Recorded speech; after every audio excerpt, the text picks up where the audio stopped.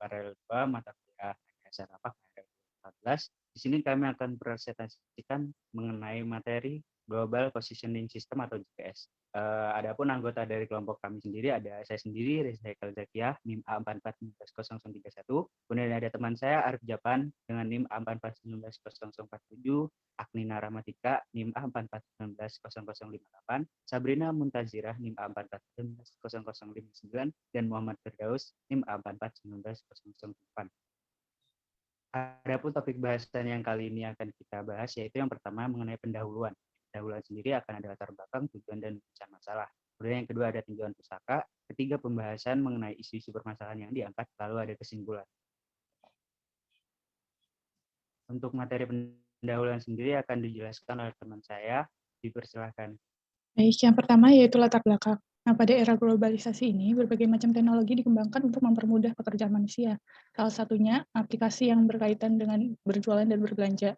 Nah, aplikasi ini membutuhkan terkait dengan pengiriman sehingga membutuhkan sistem yang dapat melacak lokasi, baik lokasi penjual, pengantar, maupun pembeli.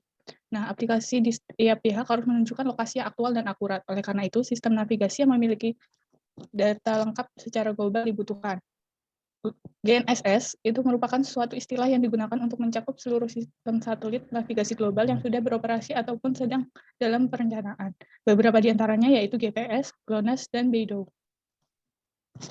Lalu untuk tujuan dari makalah ini sendiri, yaitu mengenal dan mengetahui secara umum mengenai Global Positioning System atau GPS dan jawab isu permasalahan terkait GPS.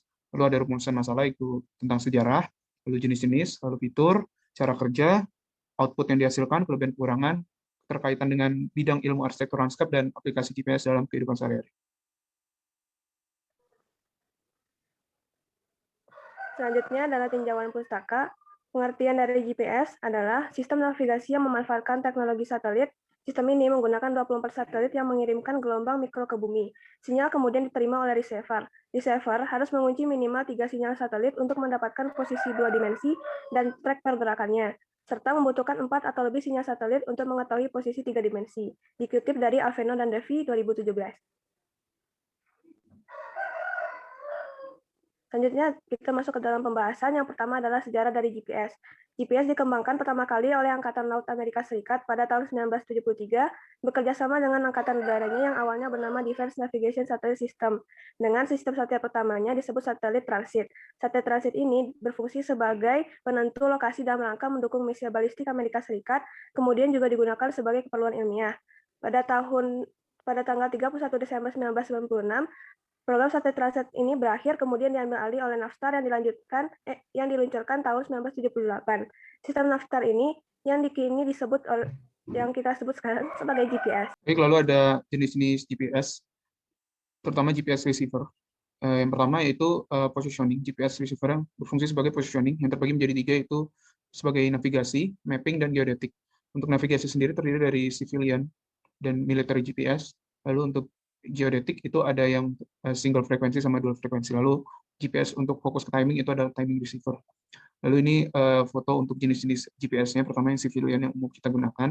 Lalu ada military, ada mapping. Lalu ada geodetik dual frekuensi dan geodetik single frekuensi. Secara umum yang membedakan dari kelima jenis GPS ini adalah ketelitiannya. Jadi dari civilian itu hanya teliti di tingkat meter dan desimeter. Sementara untuk geodetik dual frekuensi itu hingga milimeter. Nah, yang ketiga, bahasan yang mengenai fitur-fitur yang terdapat pada GPS. Jadi, dalam GPS ini, beberapa fitur yang ada yaitu seperti, misalnya ada dalam fitur GPS itu ada kompas digital, kemudian ada waktu, alarm, kamera, peta, dan layar sentuh. Nah, juga ada opsi GPS ini buat GPS tracker itu seperti pelacakan lokasi real time, kemudian ada pemantauan pelaku pengemudi, terus ada pengelola jadwal servis kendaraan, kustomisasi peringatan, dan juga laporan otomatis. Lalu ada cara kerja GPS. Pertama, GPS receiver ini mengambil informasi menggunakan perhitungan triangulation, baik secara 2 dimensi, mengambil latitude dan longitude dengan minimal 3 satelit, maupun dengan 3 dimensi yaitu latitude, longitude, dan altitude dengan minimal 4 satelit untuk menghitung lokasi user yang tepat. Lalu setelah itu, GPS mengambil informasi waktu secara presisi dengan menggunakan jam atom. Nah, jika sudah dapat menentukan posisi user dengan waktu yang juga presisi, selanjutnya GPS dapat menghitung informasi lain, seperti kecepatan, arah yang dituju, jalur, tujuan perjalanan, jarak tujuan, matahari terbit, matahari terbenam, dan masih banyak lagi. Kemudian isu yang kelima itu mengenai output pemakaian GPS. Jadi yang pertama itu GPS mampu memberikan waktu, di mana GPS receiver ini menerima informasi waktu dari jam atau mempunyai akurasi. Kemudian yang kedua, GPS itu juga akan memberikan informasi mengenai lokasi, baik itu lokasi latitude, longitude, dan altitude. Kemudian yang ketiga itu ada kecepatan. Jadi ketika berpindah, GPS ini akan memberikan informasi mengenai kecepatan perpindahan kita. Kemudian yang keempat itu ada arah perjalanan. GPS ini mampu menunjukkan arah tujuan sampai menyimpan lokasi ke tempat-tempat yang sudah atau ingin kita. Kemudian yang kelima itu ada akumulasi data. Akumulasi data ini yaitu GPS receiver menyimpan informasi track seperti total perjalanan, kemudian kecepatan rata-rata, kemudian kecepatan paling tinggi yang pernah kita lakukan. Kemudian yang keempat, yang keenam itu ada tracking. Tracking di sini tuh membantu untuk memonitoring pergerakan objek. Jadi membantu memetakan posisi tertentu. Selanjutnya, keunggulan dan keterbatasan GPS. GPS sebagai salah satu GNSS tentunya memiliki keunggulan dan keterbatasan dibandingkan GNSS lainnya.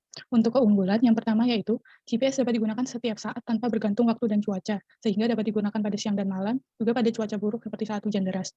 Yang kedua, satelit GPS ini memiliki ketinggian orbit yang cukup tinggi yaitu 80.000 km dan jumlahnya cukup banyak yaitu 24 satelit, sehingga dapat meliputi wilayah yang cukup luas dan dapat digunakan banyak orang pada saat yang sama. Yang ketiga, yaitu penggunaan GPS dalam penentuan posisi relatif tidak terpengaruh dengan kondisi topografis dalam daerah survei. Nah, dalam penentuan posisinya ini, yang diperlukan itu keterlihatan antara titik tersebut dengan satelit, sehingga efektif untuk daerah yang topografinya sulit. Yang keempat, posisi yang ditentukan dengan GPS akan mengacu ke suatu datum global yang sama, yaitu WGS 1984. Nah, hal ini menguntungkan wilayah yang luas dan terdiri banyak pulau seperti Indonesia. Yang kelima, GPS dapat memberikan ketelitian posisi yang spektrumnya cukup luas dari yang biasa-biasa saja hingga yang detail, sehingga efektif dan efisien karena dapat memberikan ketelitian yang sesuai dengan keinginan penggunanya. Yang keenam, pemakaian sistem GPS tidak dikenakan biaya. Selama memiliki receiver-nya, GPS ini dapat digunakan.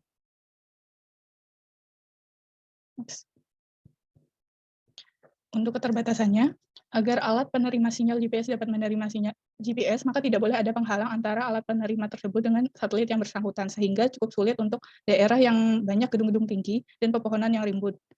Yang kedua, seandainya posisi harus dipresentasikan dalam datum lainnya, maka diperlukan proses transformasi koordinat dari WGS 1984 ke datum lainnya. Yang ketiga, komponen tinggi dari koordinat 3 dimensi yang diberikan GPS adalah tinggi yang mengacu permukaan elipsoid sehingga nantinya perlu diolah kembali jika ingin digunakan. Selanjutnya adalah keterkaitan dengan arsitektur lanskap. Menurut Basuki 1999, GPS sering digunakan dalam kegiatan survei tapak dalam arsitektur lanskap yang meliputi kegiatan yang pertama penentuan posisi tapak, kedua mengukur jarak dan luas wilayah, tiga mengukur tinggi tanah, empat pemetaan topografi, lima mempercepat pembangunan data spasial dan pembuatan peta elektronik, enam mendapatkan data kemiringan lereng, tujuh mengetahui jenis vegetasi yang tumbuh di tapak, delapan mengetahui contoh tanah, serta mengetahui penggunaan lahan. Aplikasi GPS dalam kehidupan.